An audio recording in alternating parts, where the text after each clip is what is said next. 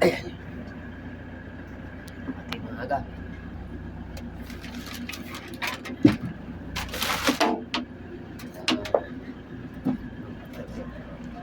Mag-prepare tayo ng mga gamit pa mapasok.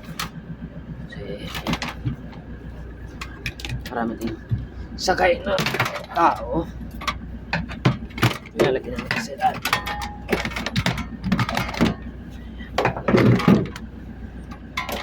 Tapos yung ating mga marina lalagay natin dito sa ilalim. Ayan. Ayan ang paglagay. Dalawa sa akin, dalawa din sa ibang lahi, sa Egyptian. So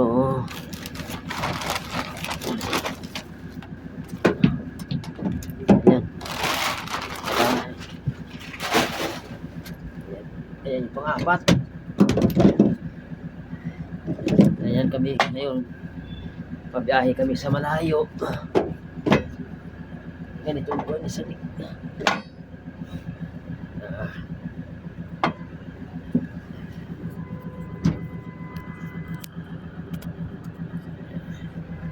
tapos yung mga grinder dito, hindi ko pa nailagay sa pinakamanubila. Wala akong oras ayan yun. So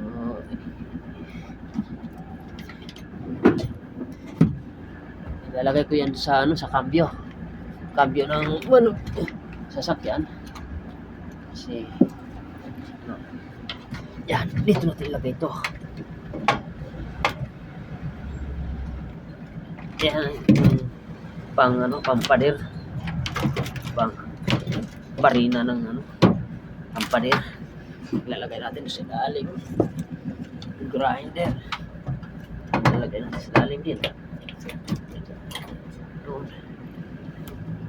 Tapos ito isa dito natin ilagay kasi marami tayong sakay. At saka itong charger. Ayan, charger to ng battery drill. Ayan.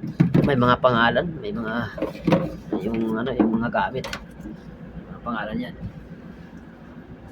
So ayan. Kukunin natin yung tawag niyan, yung ating machine na pantabas. So, kasi yan guys.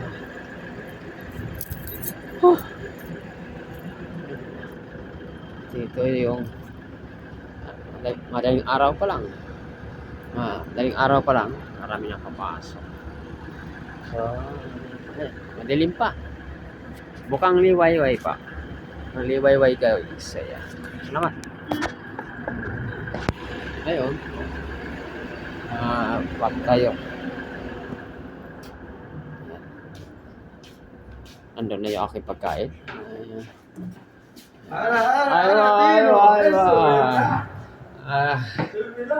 Aywa. Pasok tayo sa loob. Ayan yung makina. Yung putol ng aluminum guys. Ayan.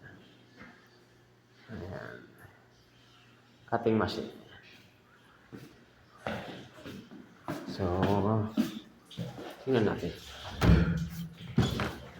Kasi hindi ko alam kung ako.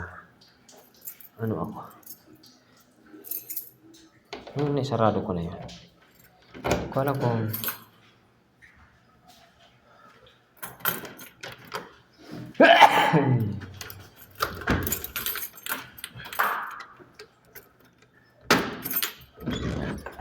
yung aking bahay maraming kalat. So parang gusto ko magdala ng pandesal. Ayan. Parang gusto ko magdala ng pandesal kasi may akong kape. Pero yan mga gamit ko magkakalat yung lamisa ko guys. Ayan. May itlog. So may pandesal tayo dito. Ayan, pandesal natin.